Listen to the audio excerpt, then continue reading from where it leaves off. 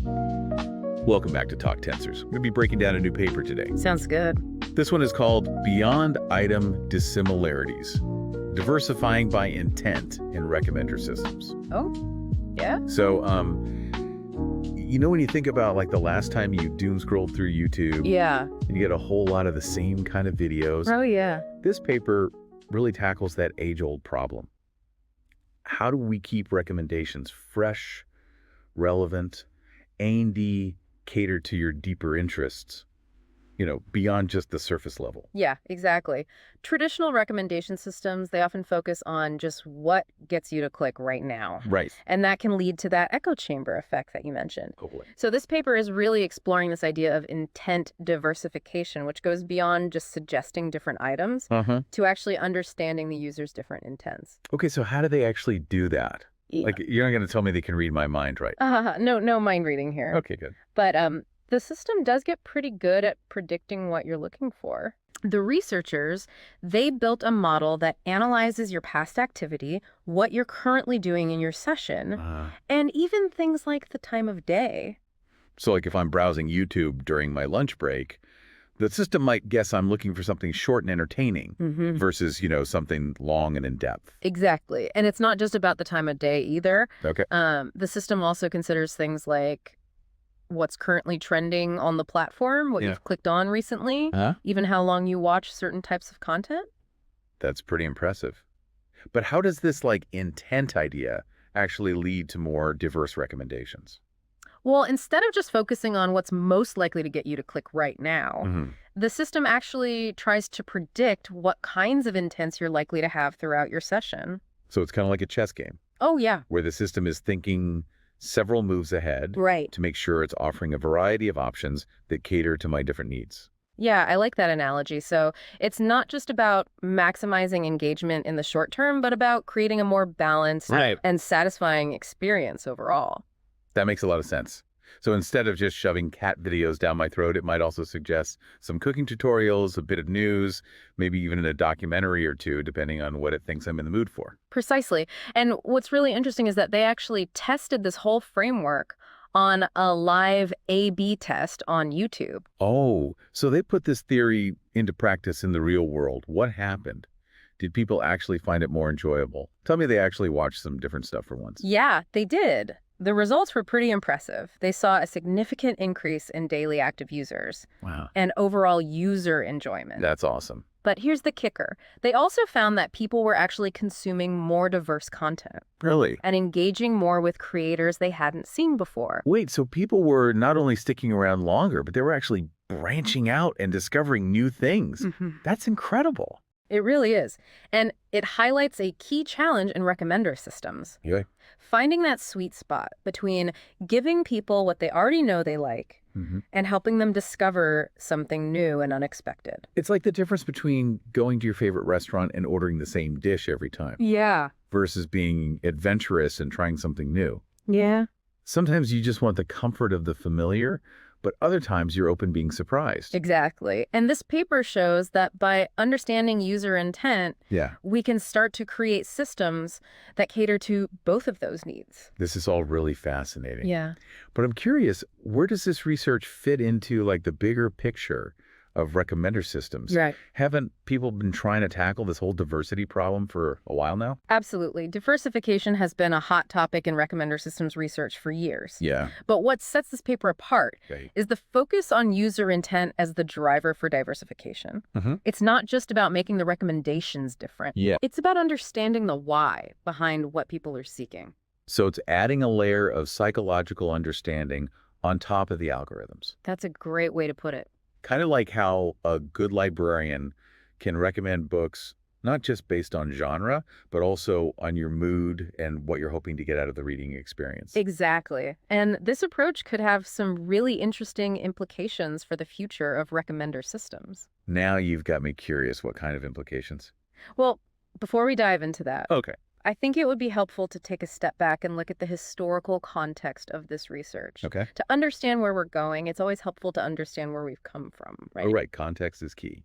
So what's the backstory here? Where did this whole idea of user intent come from? Well, You can actually trace the roots of this research back to the early days of search engines. Oh, wow. Really? Yeah, back then researchers were already trying to understand why people search for certain things. So even before we had personalized recommendations, people were already thinking about the different reasons behind our online behavior. Exactly. And they started categorizing search queries by intent, like whether someone was looking for information, trying to find a specific website, or like wanting to buy something. Right. And those categories are still widely used today. Oh, interesting. So like when I search for best pizza near me, Mhm. I'm clearly in a transactional mood versus when I search for history of the Roman Empire, which is more informational. Precisely. And over time, those early insights into search behavior, Yeah. they started to influence how we think about recommendations as well. Uh-huh. Researchers realized that people have different reasons for watching videos, listening to music, or reading articles online, just like they have different reasons for searching. Right. Right. Yeah. Makes sense. So this paper is kind of like the culmination of all those years of research into user behavior Yeah, well, applied to the specific problem of recommendation diversity. that's a great way to put it. And it really highlights how seemingly simple questions can lead to significant innovations. Okay, so we've covered the problem, the proposed solution, and the historical context. Now I'm dying to hear about those interesting implications you mentioned earlier. What's next for intent-driven recommendations? What's got you excited? Well, this paper got me thinking, what if we could take this idea of understanding user intent even further? Okay. What if, instead of predefining the intents, Mm-hmm. the system could actually learn them directly from user behavior? Whoa, that's a pretty wild thought. So instead of saying explore or familiarity, the system figures out all sorts of hidden motivations on its own. Exactly. Imagine a system that could recognize intents like find a movie to watch with my family, learn a new skill, or even procrastinate on work for a few minutes, all without you explicitly telling it what you're looking for. Huh. That last one hits a little too close to home. Yeah. But seriously, how could a system possibly learn these kinds of nuanced intents? It's not like we're typing in our deepest desires every time we open YouTube. Right. It's a tricky challenge. But think about all the signals we're giving off. The time of day, the device we're using, our scrolling patterns, even how long we watch certain content. Yeah. Combine that with other data like trending topics, current events, maybe even some natural language processing on video titles and descriptions, and you've got a treasure trove of information about user behavior. So you're saying we could use all that data to create a kind of intent fingerprint for each user, Yeah. and then cluster those fingerprints to discover groups of people with similar motivations, even if those motivations are never explicitly stated. Precisely. It's similar to how Spotify uses collaborative filtering to recommend music, Right. but instead of grouping people by the songs they listen to, Right. we'd group them by their deeper reasons for listening. Now that's an intriguing idea. Yeah. It could revolutionize the way we personalize recommendations. Instead of just getting recommendations based on what other people like me are watching, Uh-huh. I'd get recommendations based on why they're watching it. Exactly. And that could lead to a much richer and more satisfying online experience. Imagine browsing YouTube not just by categories like music or sports, but by intents like learn something new, get inspired, laugh out loud. The possibilities are endless. Wow, that's a powerful vision. It's like the difference between browsing a library by the Dewey Decimal System and having a librarian who knows you so well they can lead you straight to the perfect book, Yeah. even if you didn't know you were looking for it. That's a great analogy. Of course, this is all very speculative. We're talking about some pretty advanced AI capabilities here. But the research in areas like reinforcement learning and personalized interventions is advancing rapidly. Who knows what the future holds? Well, if this paper is any indication, the future of recommender systems is going to be all about understanding our deeper motivations and desires. Definitely. It's not just about what we want to watch, but why we want to watch it. And that's a pretty exciting thought. I completely agree. And on that note, I think it's time we shift gears and dive into our novel notions segment. Are you ready to explore some even wilder possibilities inspired by this research? Always. Hmm? Hit me with your most outlandish idea yet. Yeah. All right, lay it on me. What kind of novel notion did this paper spark?